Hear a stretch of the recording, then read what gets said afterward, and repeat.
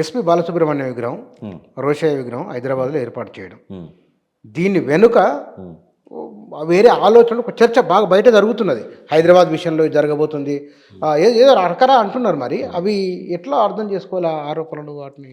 ఇప్పుడు విగ్రహాలు ఇక్కడ పెట్టొద్దనడం తప్పు. పెట్టాలి. ఎందుకంటే సమైక్య రాష్ట్రం 57 ఏళ్ళు ఉంది.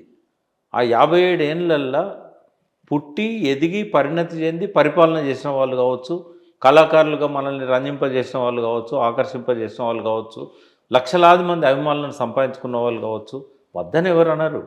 కానీ కొన్ని స్థలాలు ఉంటాయి. ఇప్పుడు అసెంబ్లీ ఉంది, ఏది పడితే అది పెడతారా? అసెంబ్లీలో ఎంతోమంది ముఖ్యమంత్రులు పనిచేశారు. మరి ఒక గాంధీ, ఒక అంబేద్కర్ ఎందుకు ఉన్నారు? మిగతా వాళ్ళు ఎందుకు లేరు? అంటే దానికి ఒక శాంక్టిటీ ఉంటుంది. పార్లమెంట్ ఉంది, పార్లమెంట్లో జయప్రకాష్ నారాయణ విగ్రహంతో సహా గాంధీ, నెహ్రూ వీళ్ళందరి విగ్రహాలు ఉన్నాయి. మరి దేశంలో ఉన్న ముఖ్యమైన రాజకీయ నాయకులు ఇంకెంతోమంది ఉన్నారు. అంటే దానికి ఉండే స్థల ప్రాధాన్యతను బట్టి కొన్ని ఉంటాయి.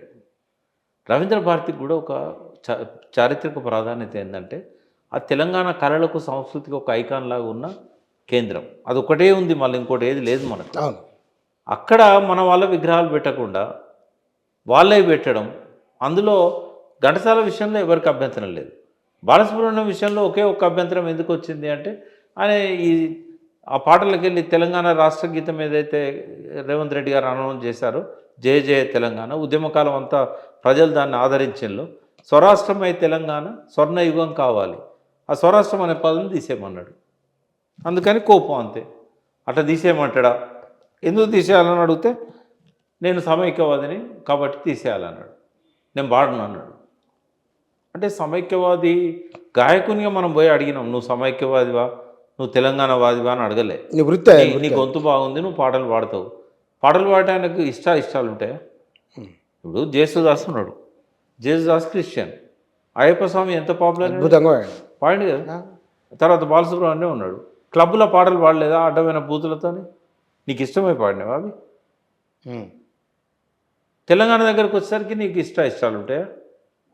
ఇప్పుడు అందుకే మనం ఏమన్నామంటే, ఈ సమైక్యవాది ఎందుకు మనకు, ఇక్కడ పెట్టకండి, బయట ఎక్కడైనా పెట్టుకోండి, మీరు ఎక్కడైనా పెట్టుకోండి, ఇక్కడ మాత్రం పెట్టదు.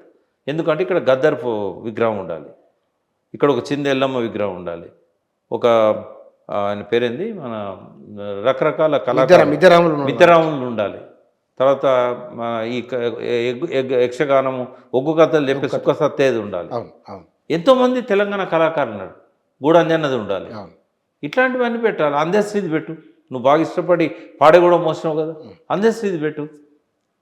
వీళ్ళందరి వదిలిపెట్టి తెలంగాణ కళలు, కళాకారులు, సంగీతం విద్వాంసులు వీళ్ళందరి వదిలిపెట్టి నువ్వు వాళ్ళిద్దరి విగ్రహాలు ఎందుకు ఉండాలి? ఘంటసాలదంటే ఆల్రెడీ ఉంది, దాన్ని మనం ఏమన్నాం. బాలసుబ్రహ్మణ్యం ఎందుకు పెట్టాలి ఆడవద్దంట అంటే? ఇంకోటి, మనోభావాలను గాయపరచడం అవసరమా? డే 1 చెప్పారు పృథ్వీ కానీ పాశ్వం యాగి లాంటి వాళ్ళు, తీసేయండి, ఇక్కడ పెట్టకండి అని అన్నారు. జిద్దుకు పెట్టినావు, రేపు ఏదైనా కూలితే అగౌరవం ఎవరికి? బాలసుబ్రహ్మణ్యంకు. నువ్వు లక్షలాది మంది అభిమానించిన వ్యక్తిని మనోభావాలకు వ్యతిరేకంగా ఆడబెట్టి దానికి ఏమన్నా విగ్రహానికి నష్టం జరిగితే అది ఇబ్బంది కాదా? అందుకే వద్దన్నాం. నేను పర్సనల్ కూడా హరీష్ రావు గారి దగ్గర పోతున్నప్పుడు నాకు ఎదురొచ్చారు శుభలేఖ సుధాకర్. నేను అన్న, మీరు ఒక రేవంత్ రెడ్డికి ఒక శుభలేఖ ఇవ్వండి సార్ అన్న. అంటే ఏందన్నాడు, ఏంటంటే ఇక్కడ పెట్టకని చెప్పండి, ఎందుకంటే మనోభావాలు గాయపరిచినప్పుడు రేపు వాళ్ళు ఏదైనా చేస్తారు, అంటే మీరు కూడా కన్విన్స్ చేయరా అంటే సార్ వాళ్ళను అని అన్నాడు. అంటే ఒక రవీంద్ర భారతి తప్ప ఎక్కడైనా పెట్టండి, మాకు నేను కూడా వద్దన్నా, రవీంద్ర భారతిలో మాకు అభ్యంతరం ఉంది. నేను ఎట్లా చెప్తా వాళ్ళకు? ఉద్యమకారులకు నేను నచ్చ చెప్పాలన్నా? మీరే పోయి రేవంత్ రెడ్డికి నచ్చ చెప్పండి. ఈ రేపు ఏమైనా అగౌరవానికి గురైతే కష్టమవుతుంది, ఆ ఎఫ్డీసీ దగ్గర పెట్టుకోమనండి, లేకుంటే అక్కడ ఫిలిం క్లబ్లో పెట్టుకోమనండి, రామానాయుడు దానిలో పెట్టమనండి, ఎక్కడైనా పెట్టవచ్చు, ఇక్కడ ఎందుకు పెట్టాలి? లేదంటే ఒక 4 రోడ్ల కూడల్లో చౌరస్తాలు పెట్టమనండి, మాకు అభ్యంతరం లేదని చెప్పాను.